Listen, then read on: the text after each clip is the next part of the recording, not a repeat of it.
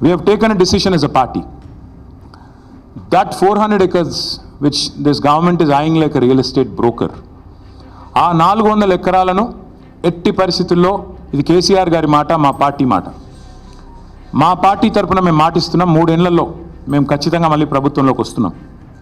ప్రభుత్వంలోకి వచ్చిన తర్వాత మేము ఆ 400 ఎకరాలని మొత్తం హైదరాబాద్లో, మొత్తం తెలంగాణలోనే అతి పెద్ద ఈకో పార్క్గా ఏర్పాటు చేస్తాము. ఇప్పుడే నేను స్పష్టంగా చెప్తా ఉన్నా, ఈరోజు ఎవరైనా రేవంత్ రెడ్డి విసిరే బిస్కెట్ల కాశపడి, రేవంత్ రెడ్డి చెప్పే మాటల కాశపడి ఆ ల్యాండ్ 1 ఇంచ్ ఎవరన్నా కొనుక్కున్నా మళ్ళీ కుండ బద్దలు కొట్టినట్టు చెప్తున్నా, మమ్మల్ని తర్వాత అనొద్దు.